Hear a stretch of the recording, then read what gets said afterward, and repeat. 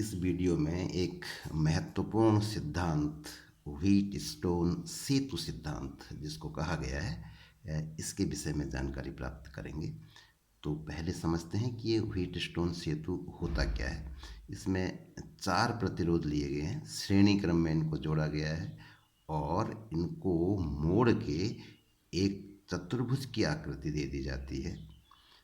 चतुर्भुज की आकृति में हमको समझने में भी आसानी होगी, तो इस तरह से जोड़ दिया। मान लो चतुर्भुज को हम कहते हैं ABCD, तो 4 भुजाएं हो गई AB, BC, CD और DA, और इसमें 2 विकर्ण होंगे।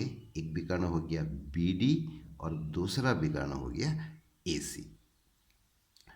तो ये व्हीटस्टोन सेतु के 4 प्रतिरोध एक विकर्ण में गैल्वेनोमीटर या धारामापी इसको कहते हैं जोड़ दिया गया है, और दूसरे विकर्ण में एक बैटरी जोड़ दी जाती है। बैटरी के साथ में एक की दिखाई गई है। जब हमें आवश्यकता होगी तो की का उपयोग करते हुए हम धारा प्रवाहित करेंगे, और जब आवश्यकता नहीं होगी तो फिर हम धारा के प्रवाह को रोक देंगे। और साथ में एक रियोस्टेट है, धारा नियंत्रक इसको कहा गया है। तो ये जो है धारा के मान को नियंत्रित करने के काम में आता है।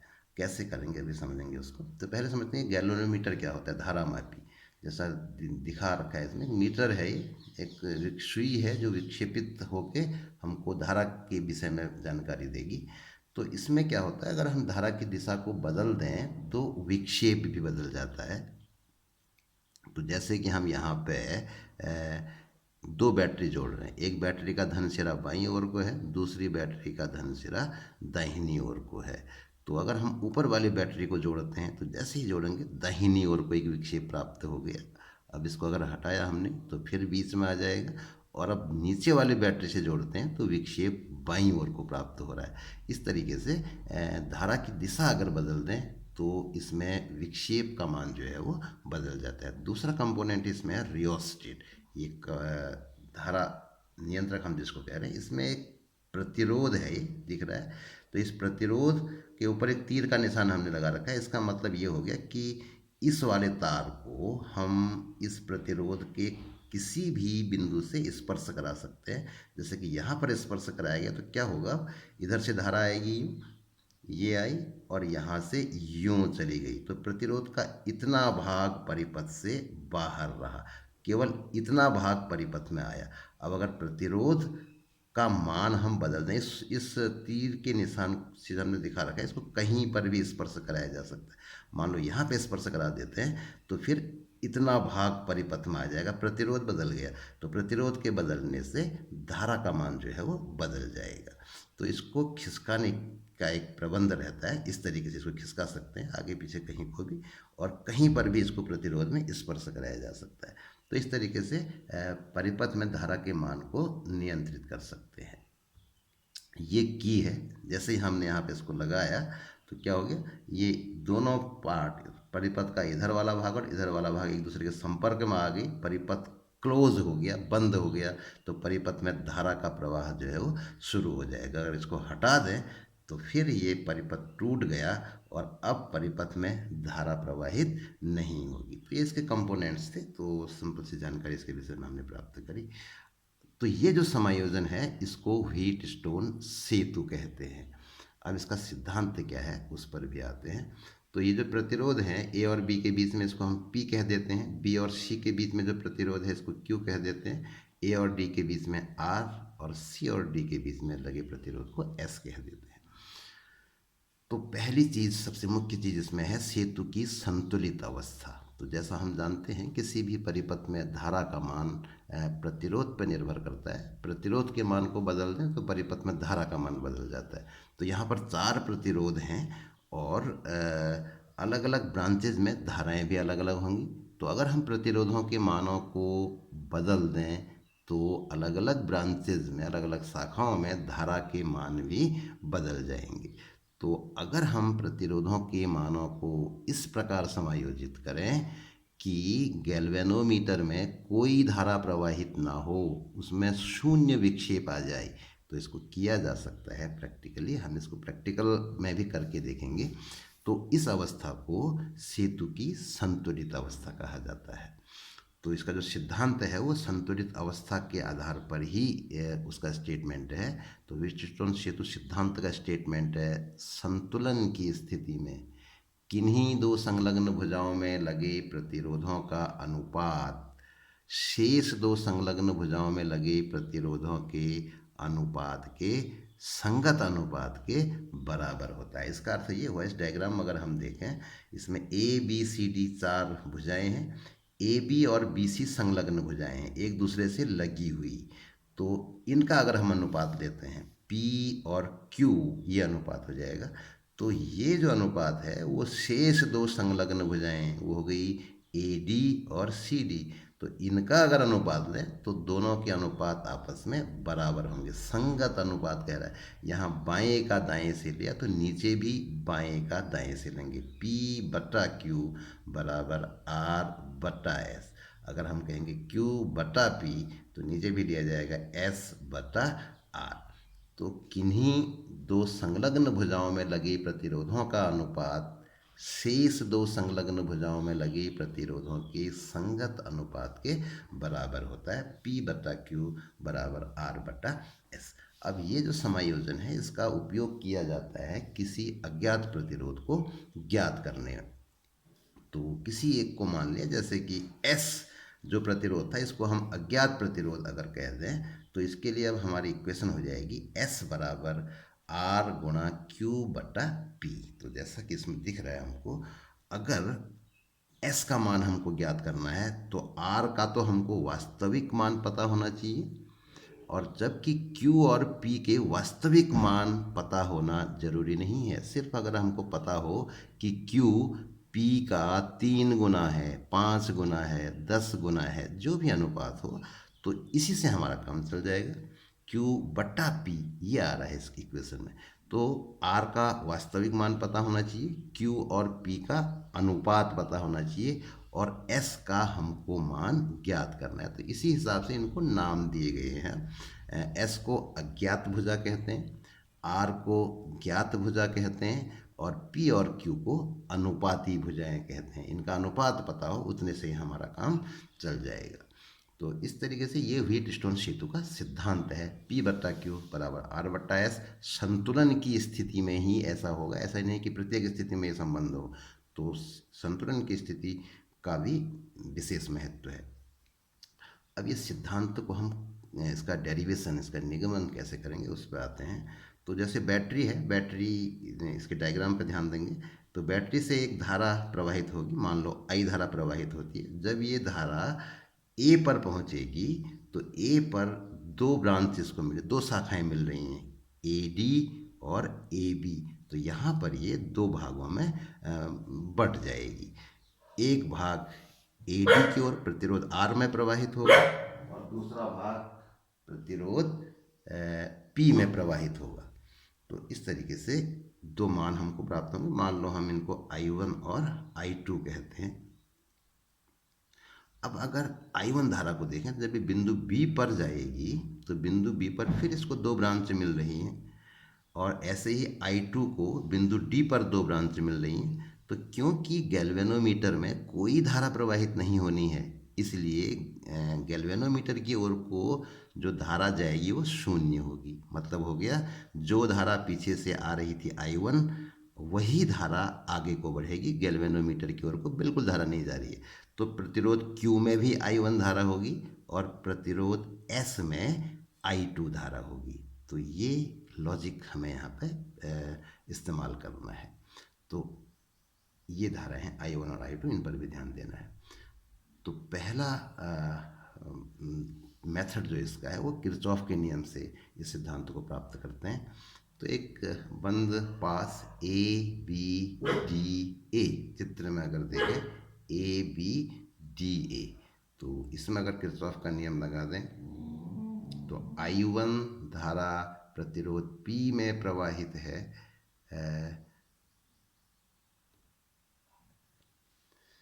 तो गुणनफल हो गया I1 गुणा P।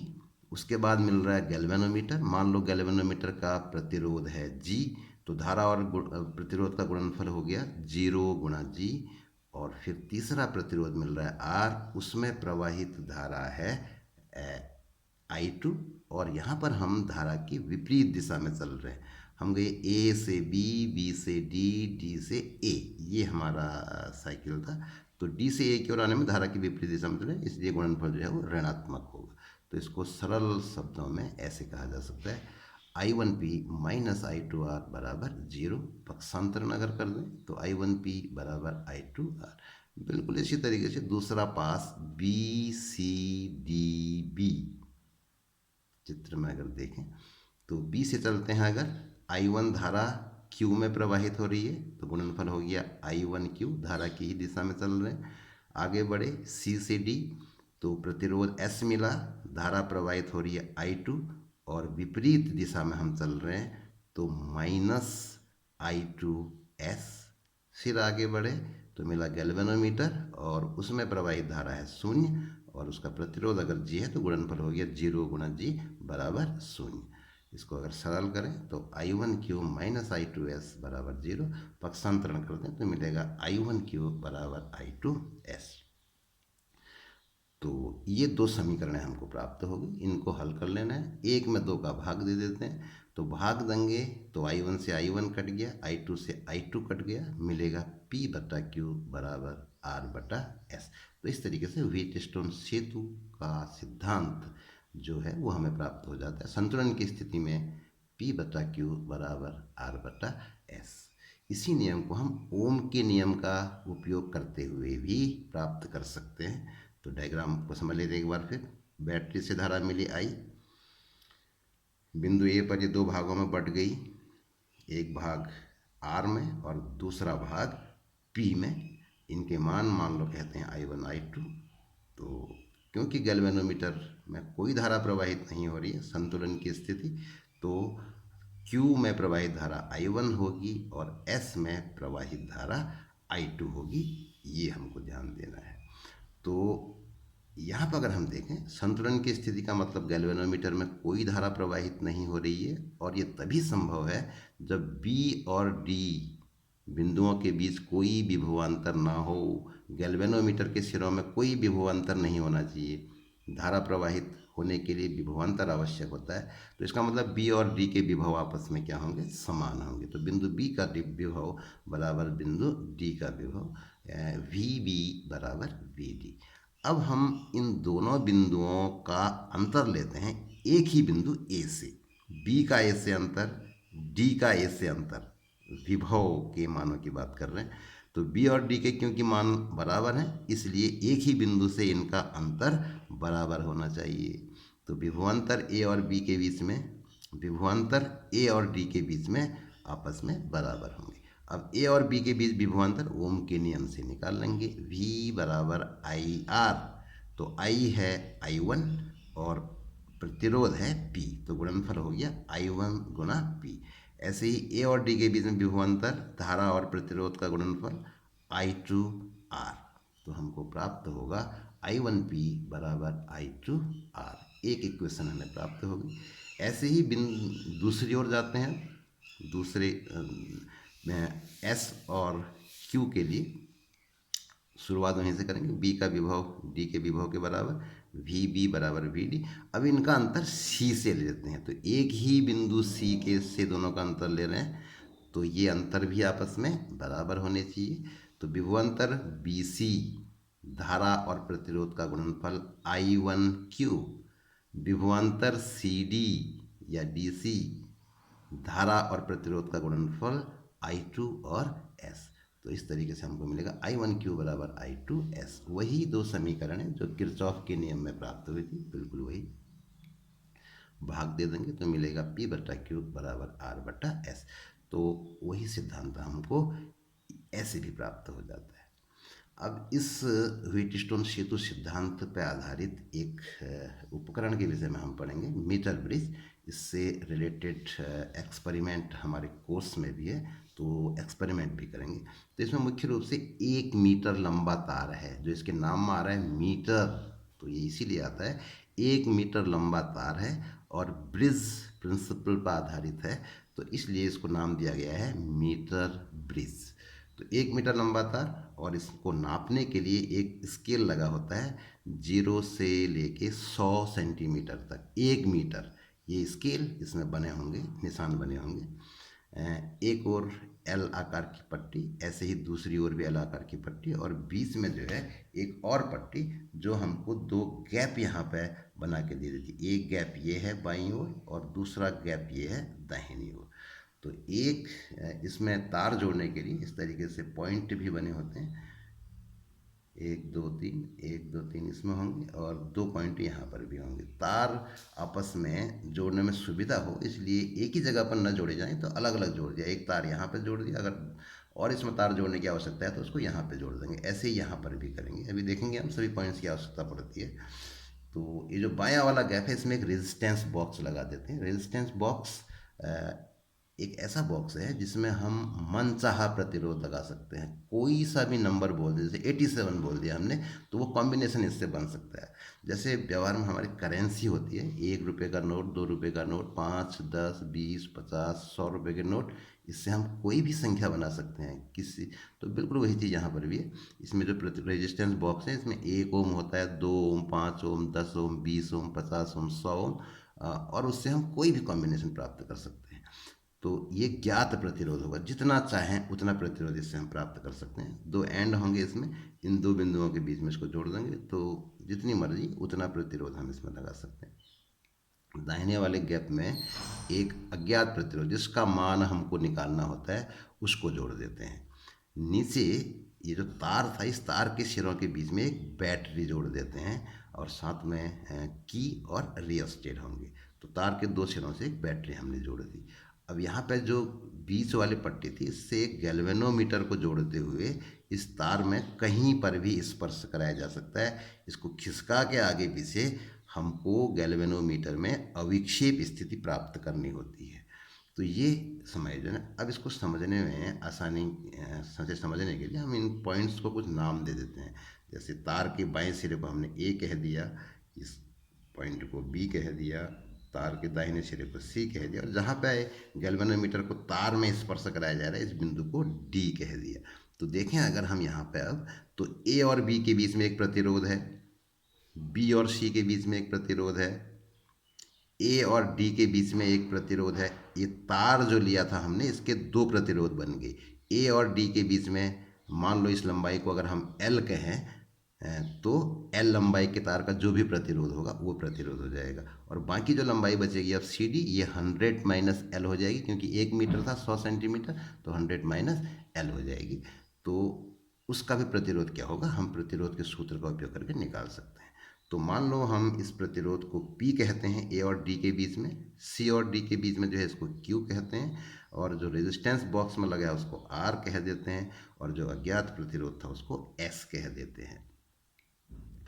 तो ये लंबाई L थी और ये लंबाई 100 माइनस L, जैसे अभी हमने बात करी। तो ये प्रतिरोधों के मान हो जाएंगे। तो ये जो समायोजन यहाँ पर हम अब ये बना, ये बिल्कुल व्हीट स्टोन ब्रिज बन गया। 4 प्रतिरोध P Q R S ऐसे यहाँ पर भी बन रहे हैं, P Q R S। एक विकर्ण में गैल्वेनोमीटर जुड़ा है B और D के बीच में, और A और C के बीच में एक बैटरी जुड़ी है। तो दोनों का कंपैरिजन करें तो ये मीटर ब्रिज में हमको एक व्हीट स्टोन सेतु बन गया है। तो अब सेतु सिद्धांत का उपयोग करते हुए हम S के मान की गणना कर सकते हैं। तो P Q R जैसे वहाँ पर थे वैसे यहाँ पर भी हो गए। तो P बट्टा Q बराबर होता है R बट्टा S। S का मान निकालना है तो S बराबर हो जाएगा R गुणा Q बट्टा P। अब यहाँ पर P और Q के मान क्या होंगे? P प्रतिरोध का सूत्र हमने पढ़ा था, R बराबर रो L बट्टा A। अब यहाँ पर जो प्रतिरोध होगा R की जगह पर वो मान कह देंगे। P बराबर हो जाएगा रो L बट्टा A, और Q बराबर हो जाएगा रो, और जो Q प्रतिरोध हम जिसको कह रहे हैं उसकी लंबाई है 100 माइनस एल, तो L की जगह पे 100 माइनस एल इंटू ए। अब इन दोनों का अनुपात अगर हम लें तो रो से रो कट जाएगा, ए से ए कट जाएगा, तो Q बट्टा P हो जाएगा 100 माइनस एल बट्टा एल। तो इस तरीके से S का मान जो होगा R गुणा 100 माइनस एल बट्टा एल। हमको प्राप्त हो जाएगा। तो प्रैक्टिकल में हमको क्या करना है, इसी एल को ज्ञात करना है। इस तरीके से समायोजन होगा, उसमें हमको इस गैल्वेनोमीटर का जो बिंदु डी है तार पे खिसका के ऐसी स्थिति प्राप्त करनी है कि गैल्वेनोमीटर में शून्य धारा हो, अविक्षेप की स्थिति प्राप्त हो जाए। तो वो जो है सेतु की संतुलित अवस्था हमको प्राप्त करनी है।